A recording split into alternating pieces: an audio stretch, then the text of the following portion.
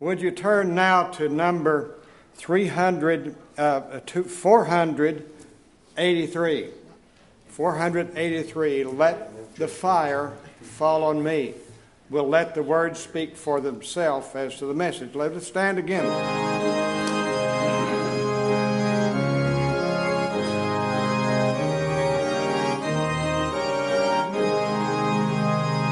Lord, I would be wholly thine, I would do thy will divine. From the world and in myself I would be free. On the altar now I lie, and with all my heart I cry. Heaven fall on me. Let the fire fall on me. Let the fire fall on me. The fire of Pentecost, consuming sin and growth. Let the holy fire from heaven fall on me. I would have sufficient grace, every fault to bravely face, and an overcomer evermore to be. That I well may fill the place, and that I may run the race. Let the holy fire from heaven fall on me. Let the fire fall on me. Let the fire fall on me. The fire of Pentecost, consuming sin and cross. Let the holy fire from heaven fall on me. Holy Spirit from above, fill my longing soul with love. Till the Master's image in me may see. Make me gentle, true, and kind, meek of heart and humble mind. Let the holy fire from heaven fall on me. Let the fire fall on me. Let the fire fall on me. The fire of Pentecost, consuming sin and cross. Let the holy fire from heaven fall on me.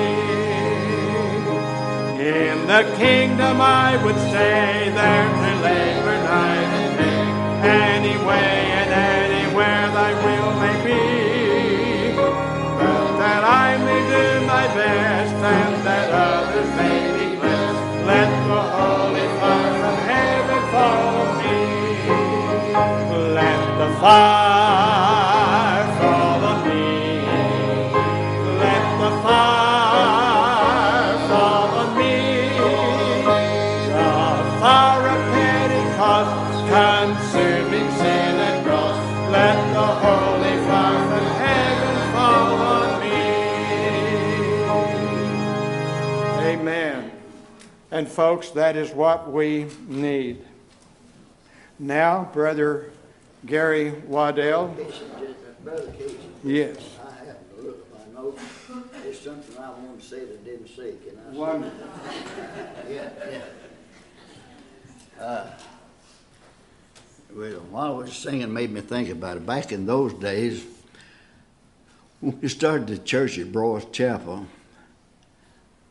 Herman Seaton was leading the singing. Do. That's no piano. That's where he led the singing. Brother Edgar Freshire was Sunday school superintendent. I want to say about those fellows. But it went on for several years. Herman Seaton led the singing. And finally, I think they got a piano later on. I know they got a piano. I believe Kathleen Collins now in Waddell then, I believe she played the piano at that time when he got it. Anyhow, but that's the way it went. Now I forgot what I was going to say. You're talking about Herman Seaton. Boy, ought to. Yeah. I was talking about special singing. My dad, Herman Seaton, and Elsie Waddell, and Marion Lamb started singing together. They called it the Gospel Four Quartet. Well, I think Elsie maybe married, moved off or something. Anyhow, Elsa quit singing with them, and Marion Lim, he moved away or went, I believe he moved into California. But anyhow, they picked up Bulger fillers, and Charlie Seaton sang with them. And they grew pretty popular around over this area again. And they sang for years and years and years. But another, Kathleen and Beatrice, her sister, done singing. If I'm not mistaken, Kathleen picked a guitar and Beatrice picked a mandolin. Am I right or wrong? Yes. Anyhow, I think that's the way it went. And then there was Junior Shelton and Hazeline, his wife. And Evelyn, I believe, sang with them. Those are special singers at that day and that time. But I forgot to say anything about that, and I did want to put that in because Hermit hit that tune fork and do, re, mi, and here they go. And that was good. Thank you. I want to take a break here. Let's back up. I want to like to know how many are present descendants of Tony, the Fillers, the Darnells, connected with the Odells. Anyone here, descendants, are tied in with those families? But you're by yourself, you know. What about the Fillers? Fillers. And is Bobby here? I thought I saw. Okay. But didn't you stand? Yes, yeah. Okay. All right. Okay. Yeah. Yeah. And Bruce's family, the Cornwells, the Crumbs. What other family names? Okay. Wonderful. Over here. All right. Hey, that's my daughter and my wife. So Glad to have you. Okay. Just to, I wanted to make this point. I don't know if it came out. When William Nelson Odell, according to what Tony shared, came as a very young man over from Marshall County, North Carolina, got a job in a sawmill in Houston Valley, and there he met Dave Waddell and Joseph Cornwell. And things came along from there. And you've heard from the Odell and the Crum, or the Cornwell descendants. And now Gary, his grandfather was one of that trio, and I named them in the history, called them the Sawmill Three. Now, I may get kicked out for calling them that, but I just thought that sounded good, the Sawmill Three. And anyway, it's in print. If you don't like it when you read the book, just black it out or white it out or something. But Gary's grandfather became the shepherd leader of the church until it had a pastor. And according to his grandfather, told me they had itinerant or visiting preachers that would come through, and some of them are named in the history. We don't have the names of all of them. But when they didn't have a preacher, it was Brother Dave Waddell that led the church and housed the preachers and everything. Gary? he's wise. He brought his thoughts. I have to write it down, see, I can't remember anything. That's why I ran off and left my cheater glasses this morning, and I had to find these. I didn't do like my granddaddy Waddell. He put them on top of his head and then go around the house the rest of the day looking for them. He couldn't find them. But anyway.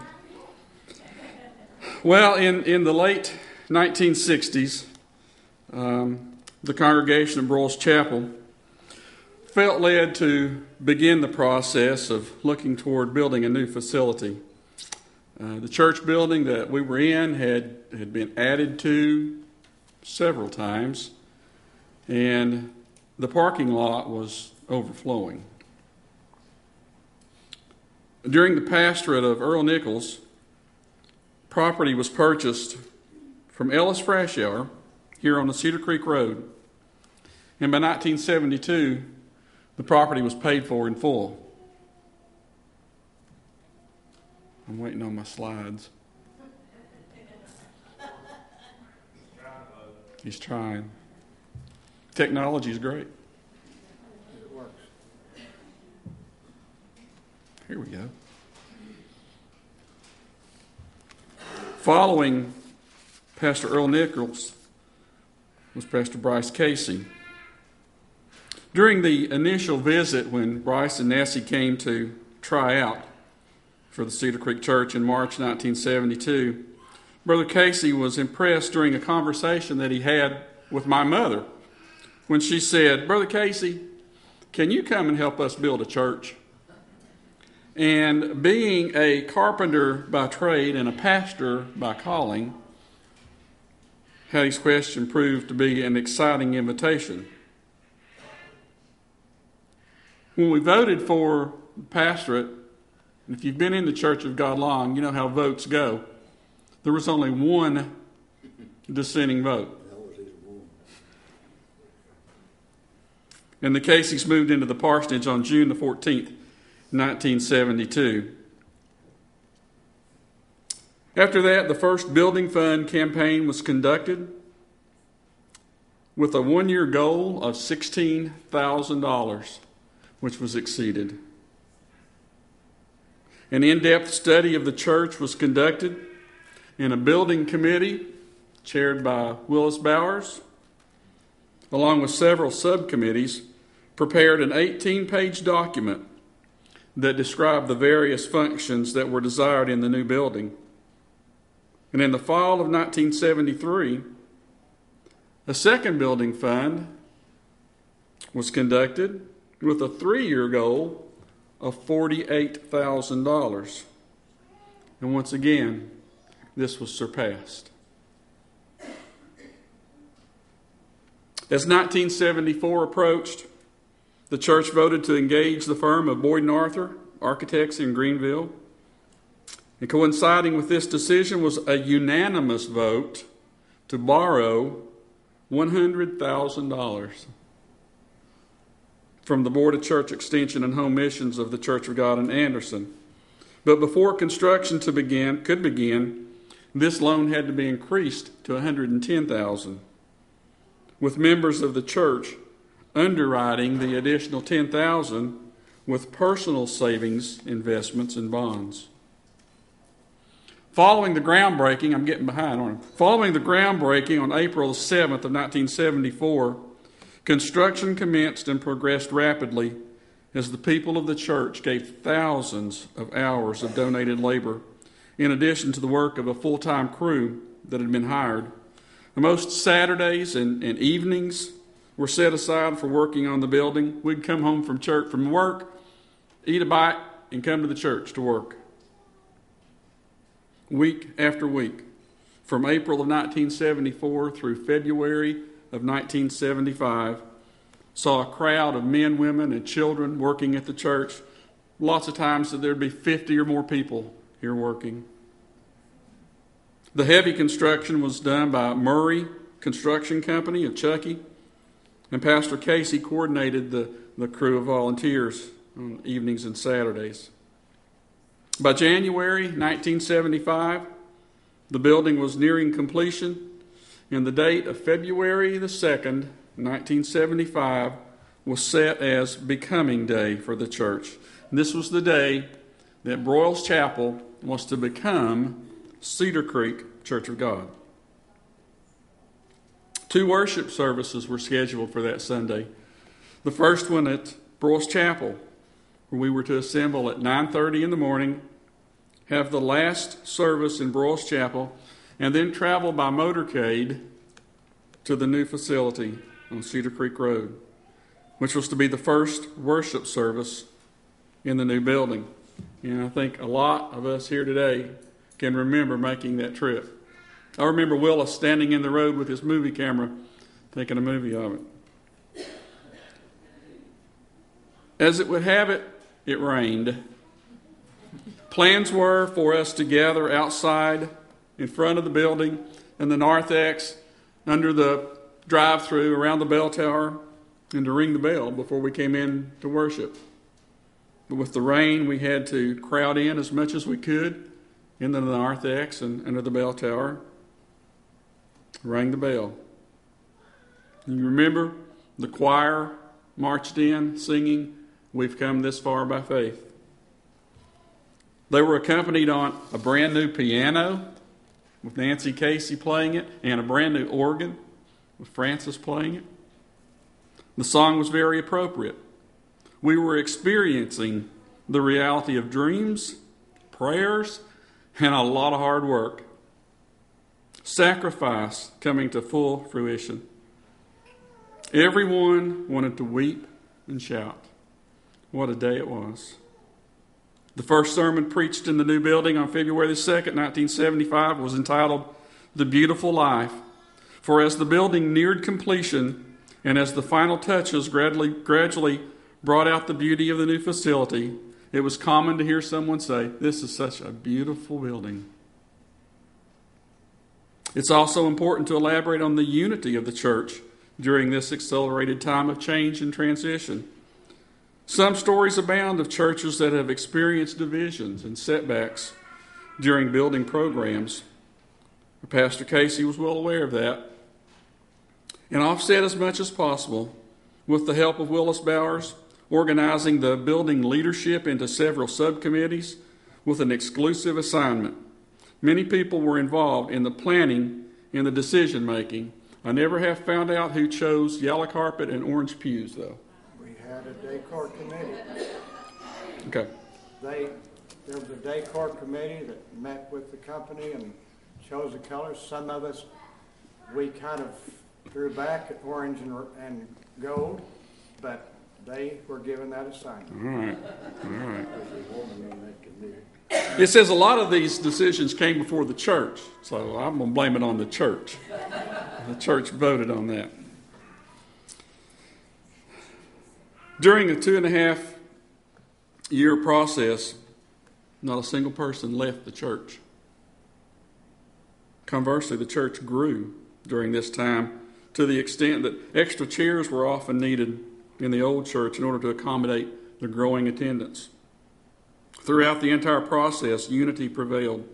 The sanctuary and every classroom were filled to capacity. On the day of February 2nd, 1975, the church moved from a facility that could accommodate about 120 people to one that could accommodate around 300. And on opening day, or dedication day, April 6th, there was over 400 people in the sanctuary.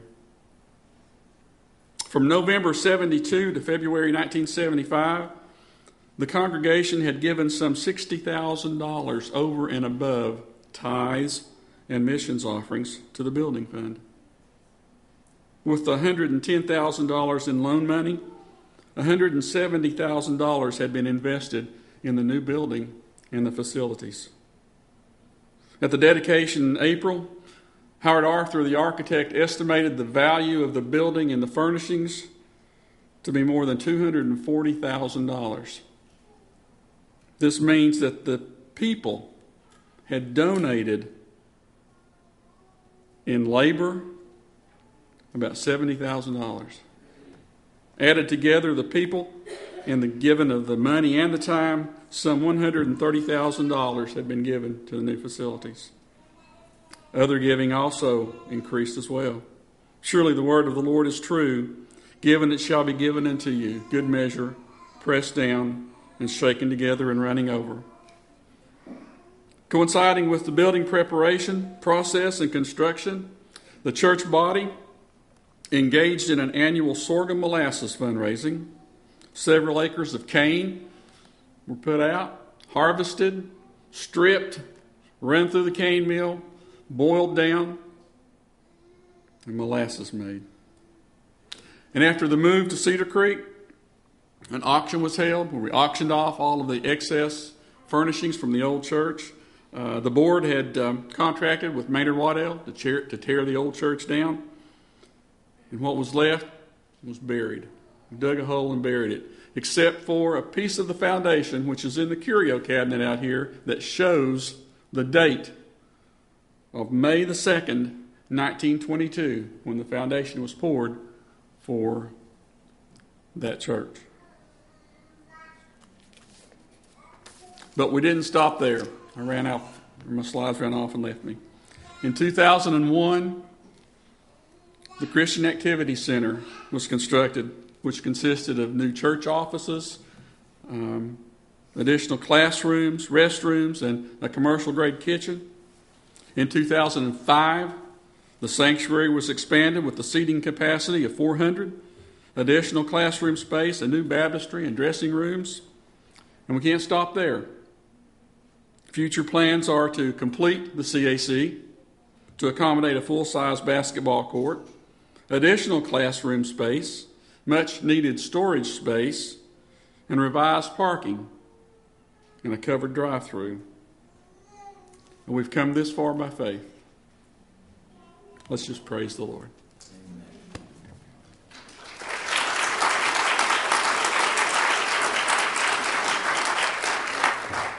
Thank you, Gary.